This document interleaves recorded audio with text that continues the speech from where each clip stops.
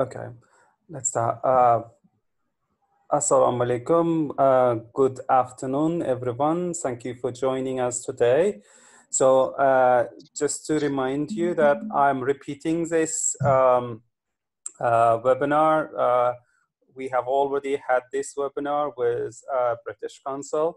And today, again, because many people asked just so that they didn't have a chance to attend this. So therefore, we are repeating this seminar.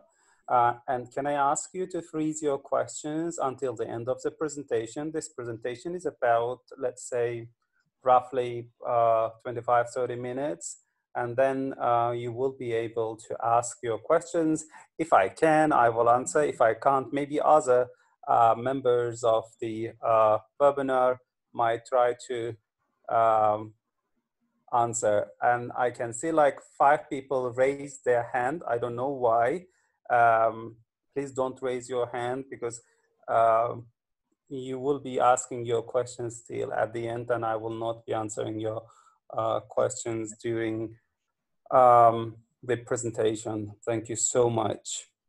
And also, can I ask you, when you ask your questions, please ask the questions assessment related, because this is not just it's about assessing grammar, but it's not about in general about grammar, because last time people were asking questions about grammar in general. So I will not answer questions about grammar in general, but if it is related to assessment, so I will try to answer the questions, because I am not the expert in grammar. So therefore, but I can try to answer questions if they are related to assessment. Okay. As usual, can I ask people just write where you work very quickly on the chat box so that we can see who we are talking to. Please use a chat box and write the university or school you work for. MDIS, thank you. National University of Uzbekistan, World Language University. That's it? Okay. TSUL, I don't know this one. Jizak, okay. University of Law, I guess. Is it most university? probably. Yeah, University of Oriental Studies, Fergana State, Islamic Academy. Thank you, Ilgor. Academic License of WIUT. Okay, World Languages. Kindergarten teacher in Istanbul, Turkey. Wow. Wow. I don't know how, if you find this relevant, I'm happy. Okay, Tashkent State Oriental Studies, Fergana State, is that FDU? What is it? Fergana State University or what? I'm from Tashkent Chemical Technological Institute. Thank you. Tashkent State Pedagogical Institute, named after Nizami. School teacher. Thank you. Samarkand Institute of University of Veterinary medicine. Sorry. Wow. Okay. Yeah. That's really impressive. Akbar Education, University of Oriental Studies, I guess. Okay, good. So we have people from, again, different fields of education, both higher education and secondary, as well as kindergarten level, which is great. So we are now covering everyone. Great. Okay. Okay. I think let me just handle my slides. So I'll be starting. Thank you so much, colleagues, for introducing yourselves. Okay, just the usual question again. So if you assess grammar, and how often do you assess it, and how do you do it?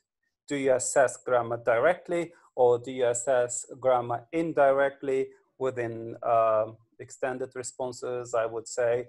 So how do you do it? So again, chat box is yours for another 2 minutes, and I'll be reading out. Please use the chat box to type your answers. Teacher Training Center.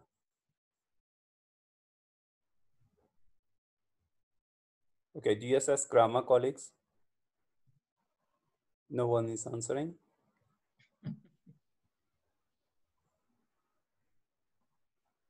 Is internet working? Oh, yes, I can see. I assess separately. Okay, so directly. Okay, yes, I do multiple choice, gap filling, good. It depends on the objectives. By tests. By tests means ready tests, multiple choice.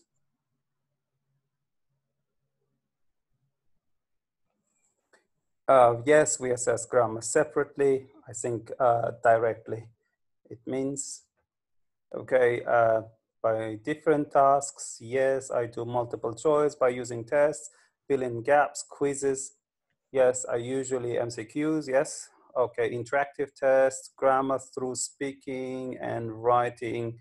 I assess grammar, but in short, by using the context. Okay, good.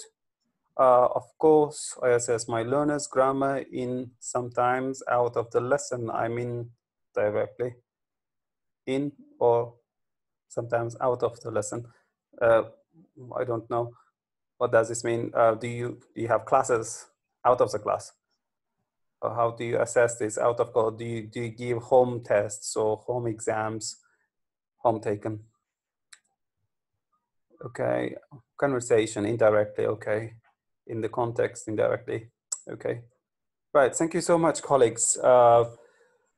Right, now you don't have to chat because I just closed my chat and I am going to talk now. Recently, I came across several certificates posted by parents proudly on the Facebook and saying that their kids actually have taken part in different language or knowledge-based Olympiads somewhere online. And I said, okay, good, okay, let me see what it is. And I went online and I found the site and tried to see what's it about. So this site allows you to take the test, but if you need a certificate, you need to pay, because this is a Russian site and you have to pay 70 rubles just to get your certificate. And I said, okay, just let me try because it was free, but I didn't need a certificate. So I asked my son to do one of them. And here what I came across. So just please take a look, and I would like you also, oh, sorry. I hope my computer is working. Okay. Yes, I think it's working. So I haven't changed anything. I have taken the test as it is and now giving it to you. So it's just, I would like to know your view on these tests. Just take a look at the test here. It says here, выберите правильный ответ, right? If you look at this and you can use again your chat box and tell me what it is assessing. So please use a chat box and tell us what it is assessing. Vocabulary, thank you. Knowledge. What kind of knowledge? Knowledge of vocabulary, knowledge of grammar, background knowledge. Kamala, thank you. Vocabulary. Well, it's not assessing actually vocabulary, it's assessing geographical knowledge, as Kamala said, background knowledge. So this is not the test of vocabulary. This is a test of background knowledge actually, because you can see here Malta, okay, if you have a very good geographical knowledge and you would say, well, yes, it's an island, right? But if you don't have a very good knowledge of geography, you would say, oh, is the lake, is the volcano, is a city? Most probably many people would go for a city if you don't have a good knowledge of geography, right? So one of the things I would like to say is the validity. validity of the test is really important. What does validity mean? It means if you want to assess grammar, then you should be asking questions that can assess grammar, that you shouldn't be asking questions that can assess background knowledge or that can assess geographical knowledge, as you can see on the slide. And moving on, we can see another one here. Какая страна the largest? Let's have a look at here. Again, is this the language test?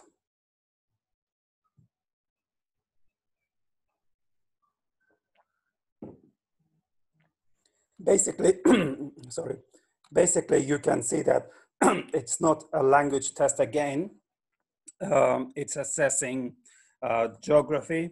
Yes, you have to know geography very well to answer this question. Sorry.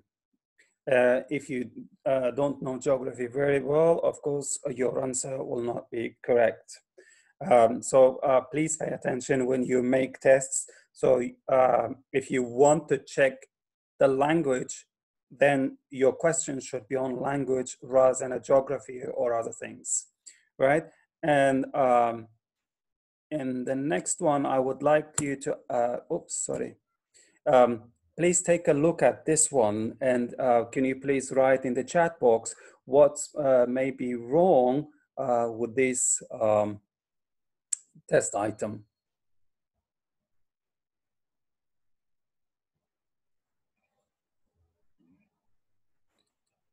Yes, it's about grammar, but what can be wrong about these items? Just please take a look at. It says you need to choose the correct answer. Negative washback. Okay. Yes, most probably it might result in negative washback. Practicality. What do you mean by practicality, Ilgor?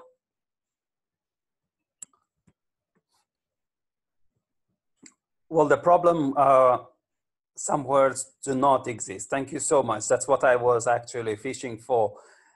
Exactly there. If you look at the options A and B, sorry, they're all AA. I don't know. I think something happened when I copied and pasted. I'm sorry. If you look at answers A and B, that's gooder and gooder. Gooder with double D and gooder with one D. So they are actually giving options that do not really exist in English, which is not really good. I mean, when you do or when you write items, you don't really give the words that do not exist. The same with the irregular verbs or irregular adjectives. Please don't give the words that do not exist in English. Yes, that might result in negative washback, and students might start using it saying that, oh, I have seen it somewhere in the test. So most probably it might be possible, right? So therefore, please avoid using any words that do not exist in English. Okay. Now, back to business. I'll be talking about assessing grammar, starting with a historical perspective. If you look at history, and let's have a look at how different methods treated grammar testing. And most probably you all know that grammar translation method was more about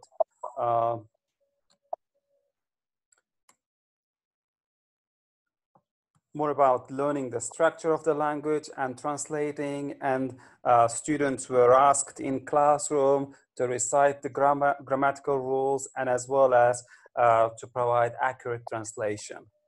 And we might proudly say that it was in the past, but unfortunately it wasn't in the past, and it's still going on, maybe in some parts of Uzbekistan, as well as in some parts of the world. Grammar translation method is still going on, although we know that it's not the most effective method maybe, but still going on. And teachers sometimes ask students just to recite the rules, and then if somebody recites the rules perfectly, and then you can get excellent mark. But putting the grammar in context, so that would be still under a question. And the next one is a direct method. Most probably you know that direct method is about teaching the language through the let's say in our case, using just English, and we don't usually translate, but we always speak English, and we want our students just speak English. And here students are exposed to grammar, and we expect them to learn the grammar through interaction, like a native speaker.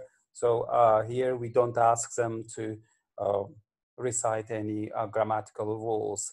And communicative language teaching, you know that we try to assess grammar in the context through communication,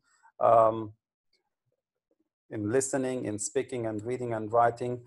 And so we ask our students to use the grammar in these aspects, so then we assess them in the context. Okay, let me move on my next slide. Okay, in 1980, Swain and again I forgot the name, Canale and Swain came up with they discussed the communicative competence and its 4 different components, as you can see on the slide. So they are grammatical, social linguistic, discourse, and strategic competences. So in this presentation, I will not be talking about social linguistic, discourse, and strategic competences because it's not my topic. So I will be talking about grammatical competence only. So what is grammatical competence? So it's a knowledge of rules, phonology, lexis, and syntax. Canale and Swale actually didn't show how these are interrelated to one another. Then later, Larson Freeman, she showed how they can be interrelated to one another. So she came up in her works in 1991 and 1997. She came up with these 3 components, like grammatical form or the structures, and grammatical meaning, and as well as pragmatical meaning or the use in a context. Okay, so what is grammatical form? We all know the grammatical form is about morphology and how the words are formed, and the syntax is how the words are put together, right? And morphology and syntax are both concerned with linguistic accuracy of the language. And grammatical meaning is consists of both literal and intended message of the conveyed form. And pragmatics, a pragmatic or implied meaning results from the appropriate language choices the learner makes in a given communicative context. So this is this goes with a communicative language teaching, right? Okay. So what we need to know when we are designing assessment tasks in grammar. So we should know the following that we see on the screen. So what kind of response do we want to assess? Do we want to assess selected response? If we want to assess selected response, then most probably we would be using test methods like multiple choice, discrimination tasks, and noticing tasks. So I will be giving example to each of these later. And if we want to assess limited production, like gap filling or short answer tasks and dialogue answer, so or extended production, extend for the good test methods for extended production would be information gap and role plays. So they are very communicative tasks, as you can see. So here in a good example of a selected response, a multiple choice, and here you can see a form is assessed. So did you see the movie Titanic last week?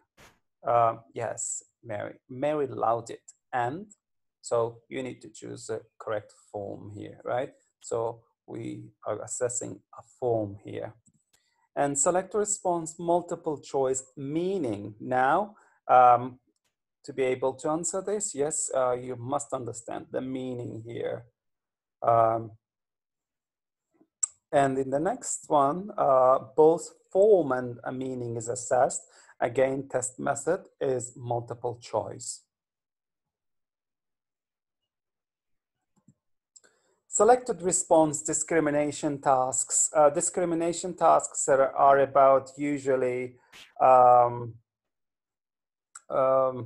between two similar areas like grammatical knowledge, such as pronouns in the subject or object position, like you can see in the picture. So this is quite low level. You can see she delivered it to him. So you need to choose the correct item here. So most probably low-level learners will be able to deal with such a task very well. Next one.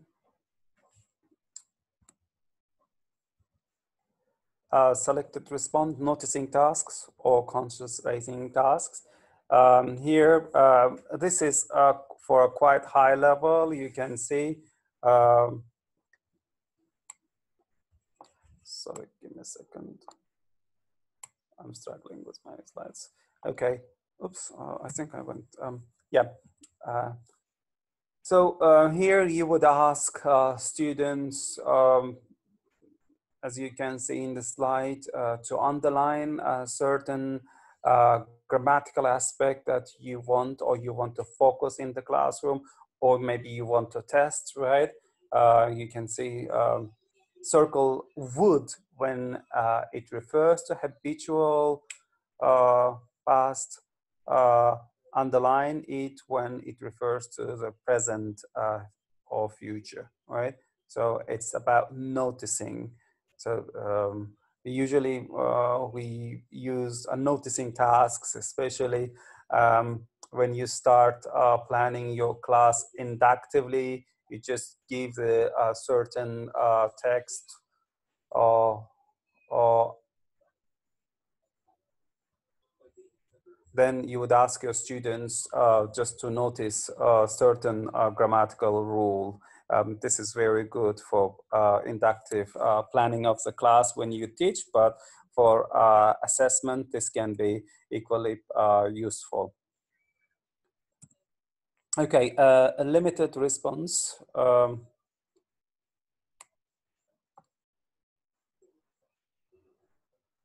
Or gap filling.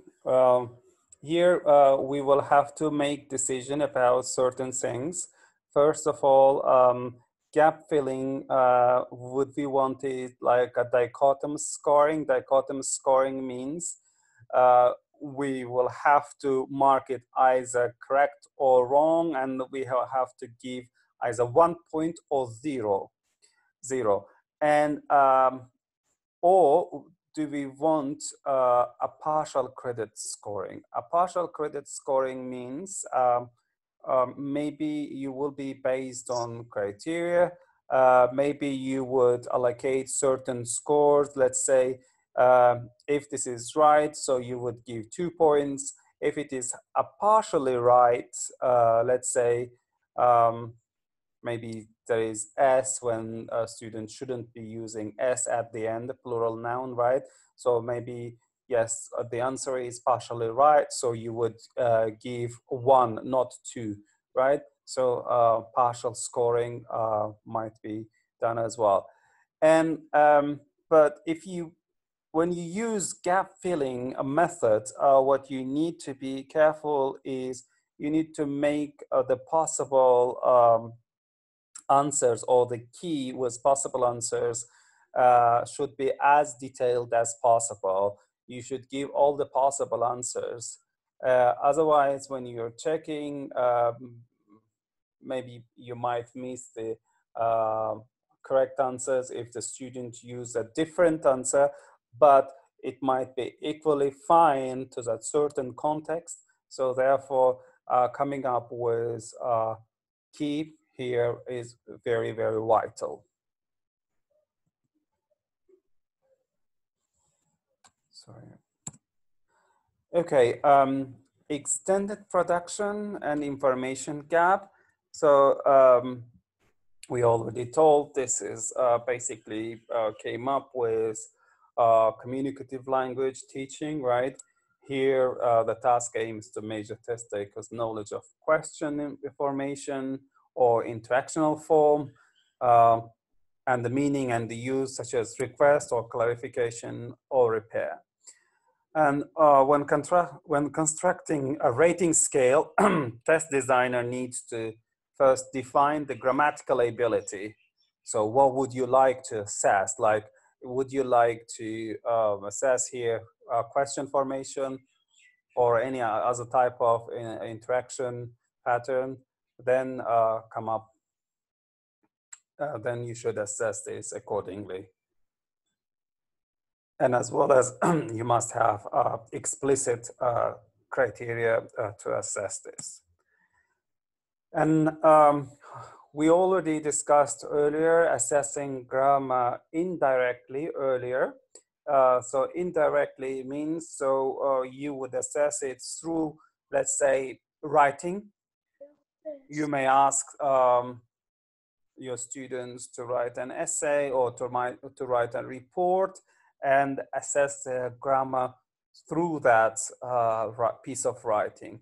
Or maybe speaking task, you give them a speaking task, you give them an input, and then maybe a certain role play, and then you would assess their grammar, maybe some other other skills as well, but you might focus on grammar as well. So that would be assessing their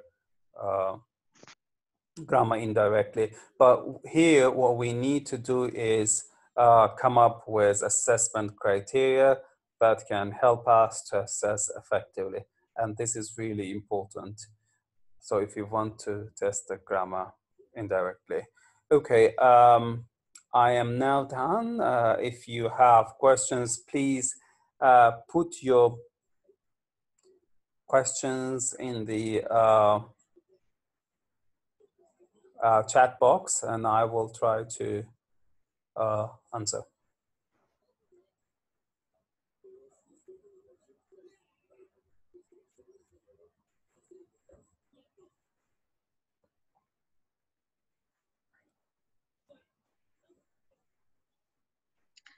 Okay, thank you so much. Yeah, that was short and sweet. I think thank you so much. Yeah. you tried to encapsulate the main tenets of vocabulary assessment, right? And I really liked how you kind of gave the overview of the main principles, right? And with examples. So yeah. Thank you so much. So there is a question from Tanzila, test reliability. Thank you so much. Test reliability is such a big topic, okay? I'll just try to put it in 2 words. Reliability is about the measurement. So this is about the consistency of the measurement. And what it means, like if students take the tests, the same test at different times and different days, so they should be able to demonstrate more or less the same results. That's one aspect of the test reliability.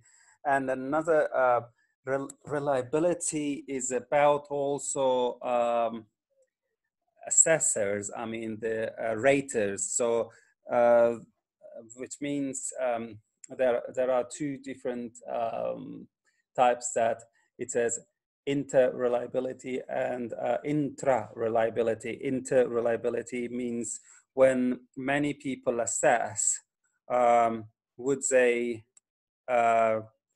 give the same mark? I mean, would they have a consistency assessing? And when it is intra, this means you yourself, when you assess one and the same thing at different times and days, would you be self-consistent yourself with yourself? For example, if you give a certain, let's say, essay 75 today, and if you check the same essay tomorrow, would you be giving 75 again? So that's about inter-reliability. So that's just a quick overview of test reliability. Okay, I think I have, I missed so many other questions. Erkin, sorry, could you please answer this question about validity, so that I think it's kind of related. I missed this. Will you just give one small grammar yes, test? Yes, validity. Validity means you have to be assessing what you need to assess. For example, validity is about, let's say, if you want to assess writing, then if you give your students multiple choice questions about writing, then this test is not valid because you are not assessing their writing.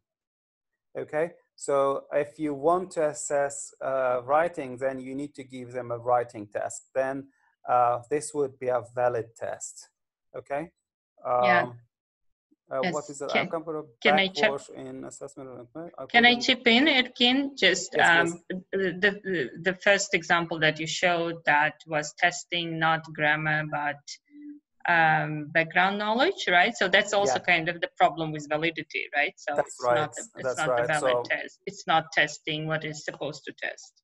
Yeah, it wasn't. Maybe if you believe that it's a vocabulary test, it's not a vocabulary test, because you need more than vocabulary to answer that question. You need a background knowledge. So this is not a valid test of vocabulary, right?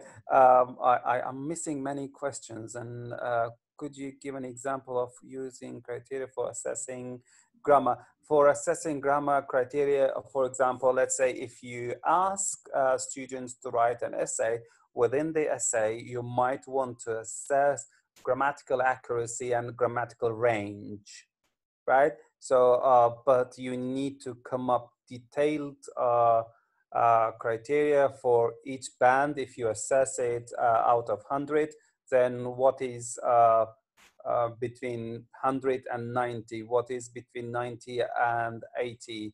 What is between 79 and 70? So you need to come up with different band descriptors for this. So this is how you can assess grammar. Okay, while assessing vocabulary, I missed the question. Sorry, because grammatical accuracy is most point of any language. Yes, that's right. Is there any measurement to test the reliability of the test? Yes, there is a measurement. You need to go through SPSS. That's a software you actually go through. You analyze your tests, and you will be able to see, and as well as you need to monitor your raters, and you need to monitor yourself if you are a rater as well, from time to time, to check the work that you have checked. Would you come up with the same score or not? So, but this is a very long topic, sorry. Test reliability, if you want to read about test reliability, validity, I think the good book would be, the problem is that some authors put the reliability under the validity. If you read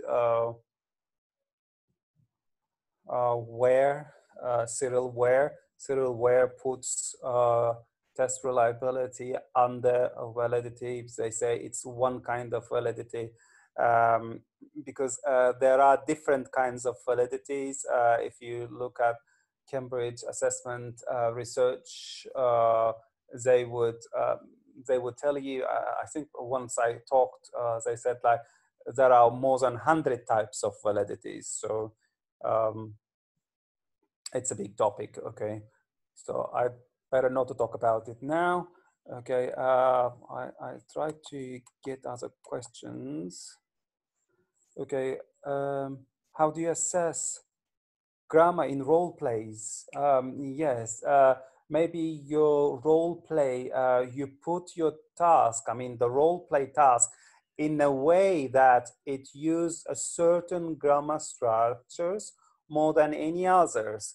That way you would be able to see whether your students, like let's say modal verbs are probability, right? If you, and you see that whether your students using this or not, and this is how you can actually assess grammar in role plays.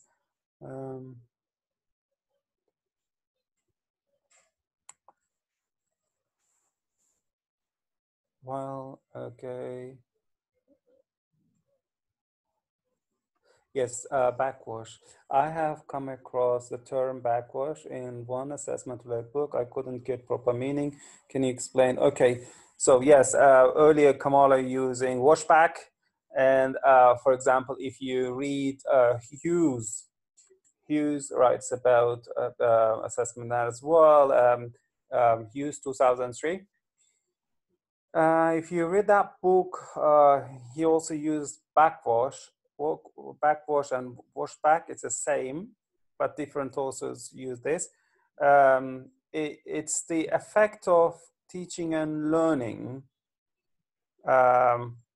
Let's say, let me put it differently.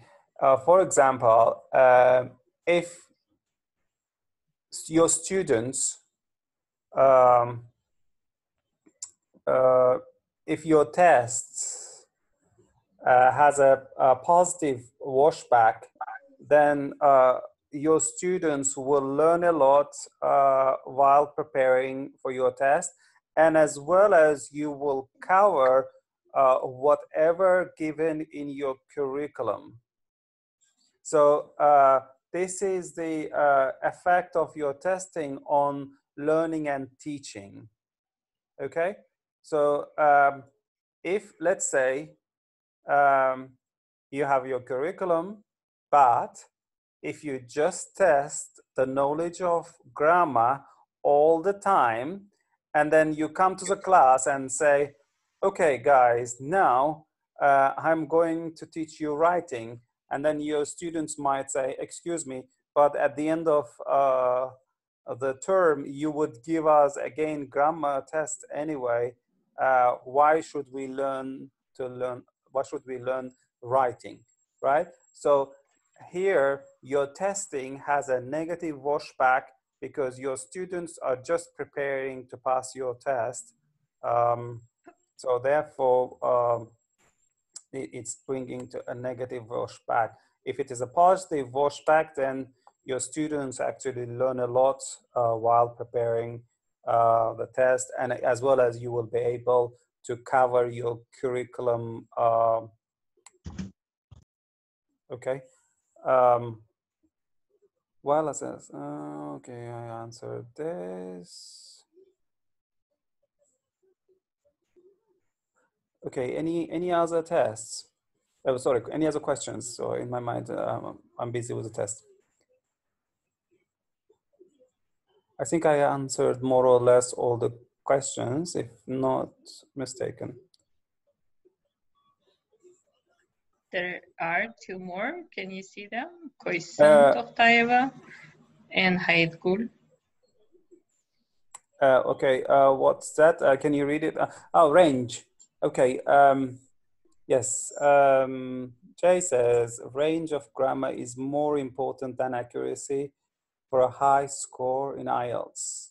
But Simon advised accuracy is most, well, it depends if you want to get higher score, like 8 plus. Anyway, both would be really important. Both accuracy and range would be important. But for communicative purposes, maybe a range might be fine, because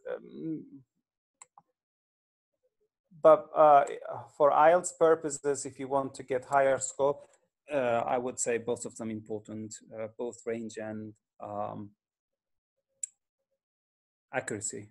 Okay, what's the next question? Which one I missed, Nadira? You said there are 2 questions. Nadira? Yes, yes. While you are looking for another question, may I jump in and tell one useful information? Erkin? Yes, please. May I? Who is I'm this? Jamila Mahmoudova.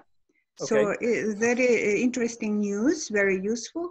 Today, 2 days ago, President signed an order about organizing assessment organization in Uzbekistan under public education. You know? No, I didn't know that. Because this wasn't covered in the news yet. Yeah, yes, but I was sent this order just now, and I am very glad to share this news with you. Assessment is a huge organization with more than 70 staff in it.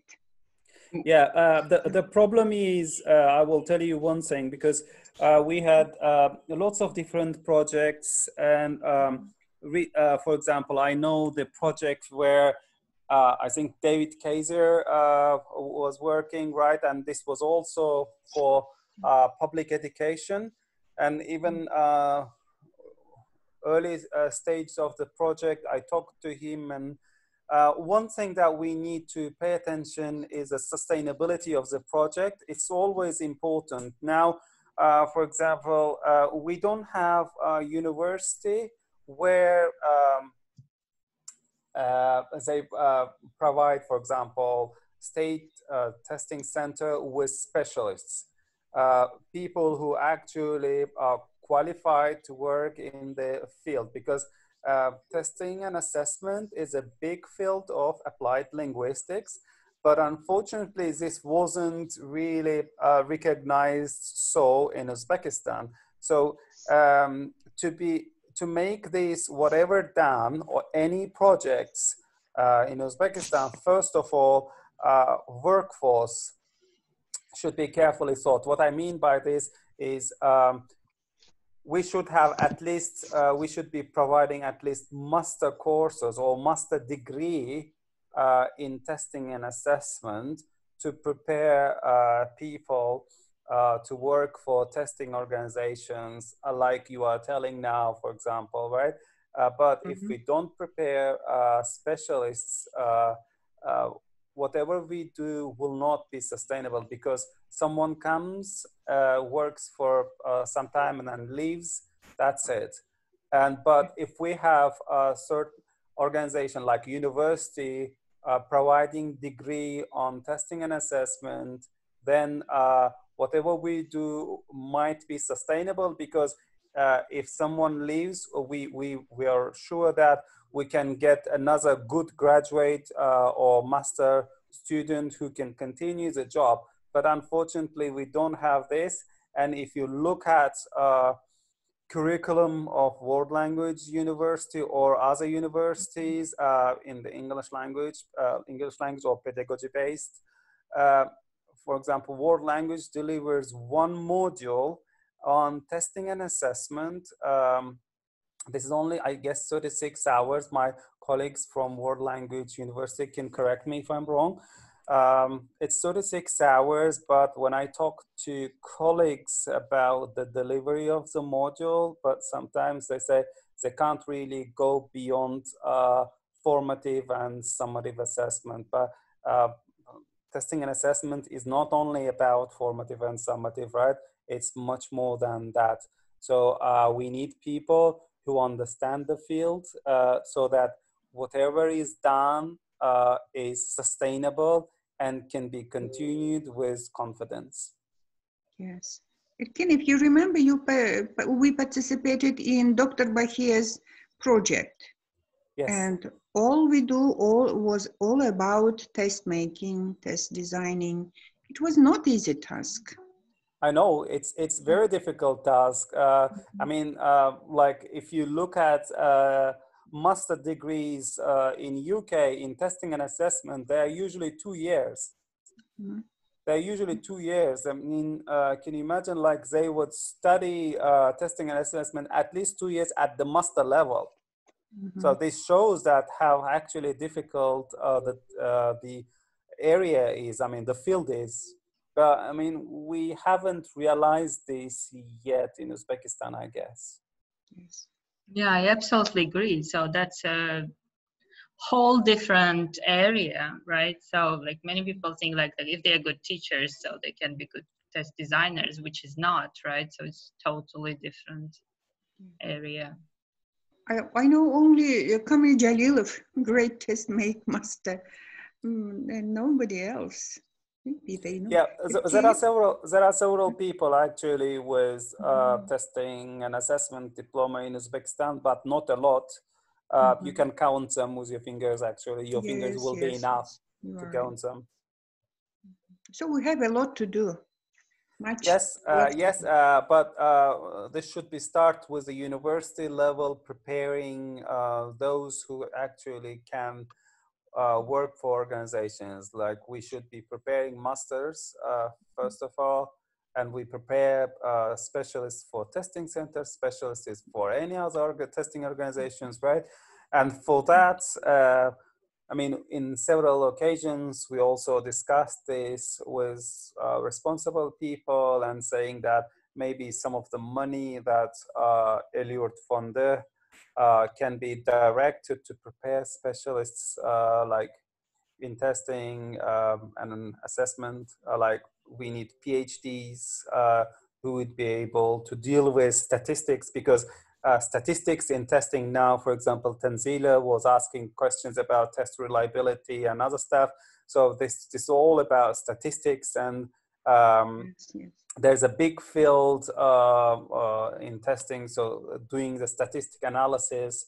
So this all should be learned, and this all should be applied to whatever we do if we want quality tests or valid and reliable tests. Erkin, I'll send you, Nadira, to the group this order, and the minister asks us to give our opinion about this project order, something like this. Where did you send it? Sorry. I'll send you this order. I just have read it. Okay. You can send it to my email. I already put my email in the beginning, but I can put it in the chat once again to you. I'm putting it for you. You can send if you want to this email make some changes. I don't know. But thank you, Erkin, Nadira. Thank you, Jamila. Yes, thank you for keeping abreast of the news in Uzbekistan, right? Thank you. Sorry, I think I sent it to someone privately. I will just put it here again. Sorry. I think that might be the correct email address. So I see. Yeah, please send it to this. Thank you so much. Okay, colleagues, if you don't have any other questions or wishes, so you can talk to Nadira. There is one more question. Yeah, don't run away. We have a bit time. Okay, last one, maybe. Yes, about young learners. So you started like you mentioned that there was a person from kindergarten, right? So, and the question, I think it's not from her, but still, are there any different features while assessing grammar in young learners? Oh, definitely. Testing young learners and adults or maybe teenagers differ very much. as you can see, I have actually shown one task.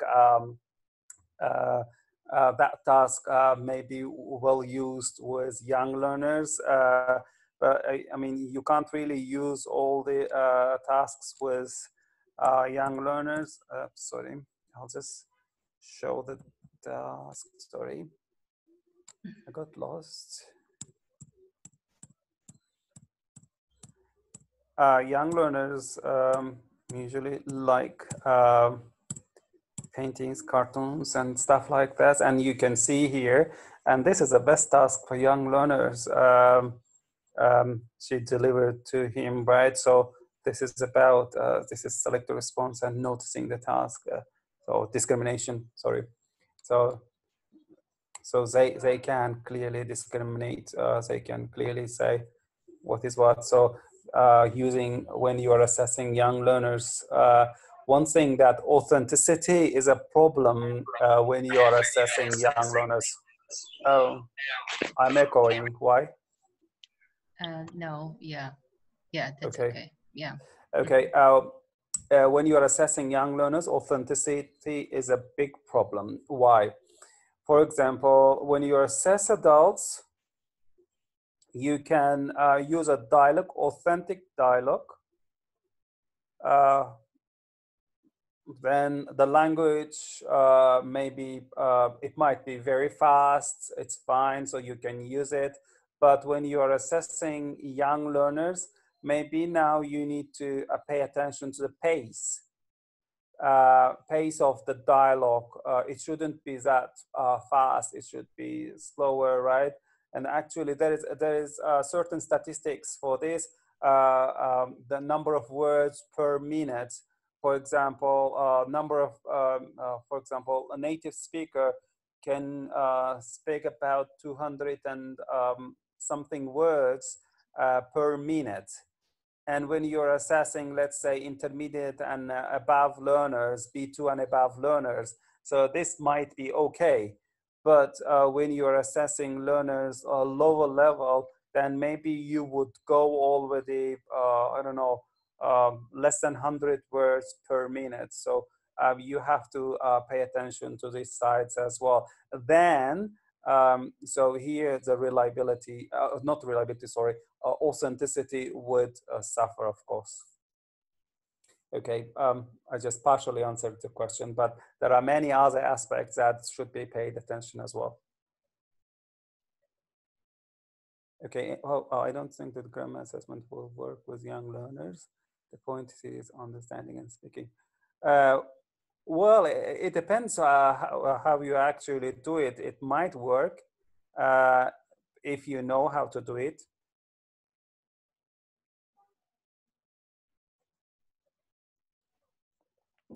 Okay, any other questions, colleagues? Oh, kindergarten, I'm sorry. We are not talking kindergarten. In my mind, I have maybe just a secondary school year, 3, 5, like that. Sorry, for kindergarten level, yes, you actually use a different technique. I'm sorry. And in many places, young learners are not assessed even their first language, let alone the grammar. Okay. Secondary school, is it, it's not important to assess young learners' grammar skills, I think secondary school as well. Well, secondary school, if it depends on your standards, if you're, oh, sorry, can you hear me? Yes, sorry. Okay. Yes, I muted. Mm-hmm. Okay. It depends on your curriculum and it depends on the state standards. If the state standards say that, let's say, students or learners will achieve A1 when they finish year 5 at school, how would you make sure that they achieve A1? And one of the aspects of the language is grammar. So you may assess grammar directly or indirectly, depending on your curriculum, depending on your state standards. Okay, some of my students make many grammatical mistakes in their speech, but the range of vocabulary and the organization ideas are quite well. Should I pay attention to improving grammar? So accuracy of grammar, yes, may be important as well.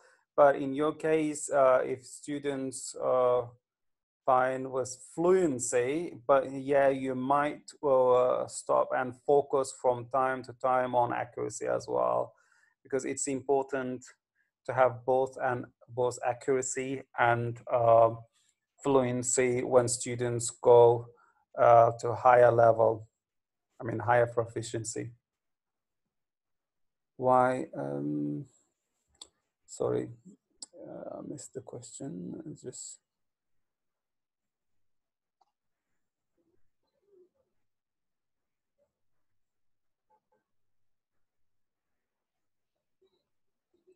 okay, is there any other questions? I think I'm missing the questions. What sites do you recommend us which you use regularly? Thank you so much. Sites, what do you mean by sites? Grammar sites. I don't teach grammar, so I can't really recommend you sites. Okay. Did I miss any other questions? Because in the chat, people are thanking and as well as writing. That's a usual note. Assessment tests are not compatible with curriculum of scan. Is the comment or is the question or what? Assessment tests are usually not compatible with curriculum and of schools, secondary schools. Well, any assessment actually comes from the standards. When you make your curriculum, syllabus especially, syllabus, you pay attention to constructive alignment. Constructive alignment means there is always, there should be consistency between what you teach, your learning outcomes, your learning activities and teaching activities, and as well as assessment. So there must be alignment between three. And this usually happens when standards are made as well.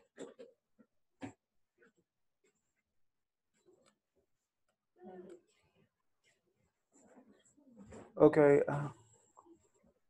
So what do you think? What do you think about fluency or accuracy is more important? So, well, I think we need to try to kind of develop both fluency and accuracy as well, but we shouldn't be also kind of criticizing students, correcting their mistakes every other time. So maybe we need to kind of find a time when we actually focus on fluency and also activities when we actually focus on accuracy. Okay.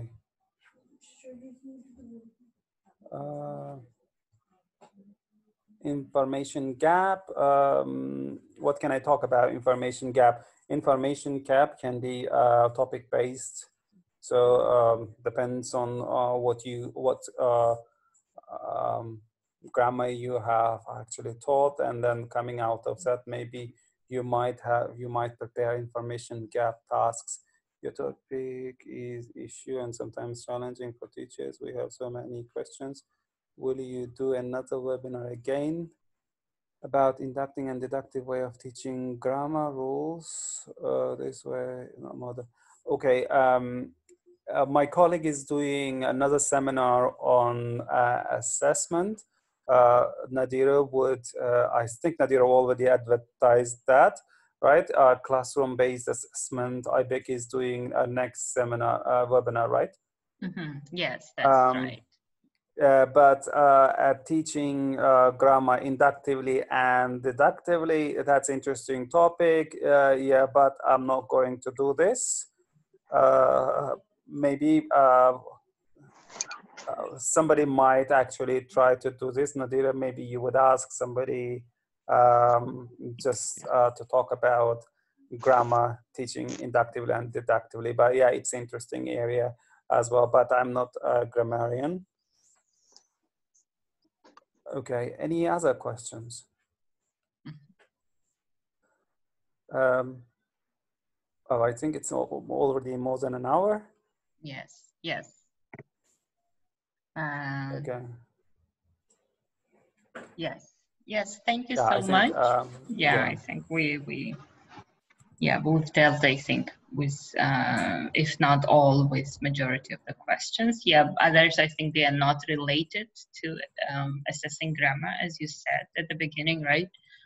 So like the questions, even like information gap, is not related to grammar, yeah. I guess, right? Okay, so yeah, thank you so much. It was a pleasure to have you. Thank you for agreeing to repeat the webinar for us, and we really enjoyed it. Thank you, and have a good day. Thank you all. Thank you for hosting me again, Nadira. Thank you so much. Maybe soon we might have another webinar on testing and an assessment if people are eager to participate.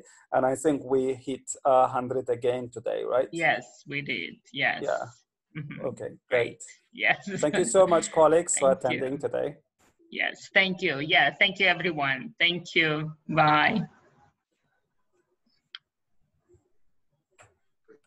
Bye. Thank you. Thank you very much. Thank you very much. It was very informative. Yes, and useful. very informative also. Thank you so much. Thank you very much. It was very informative.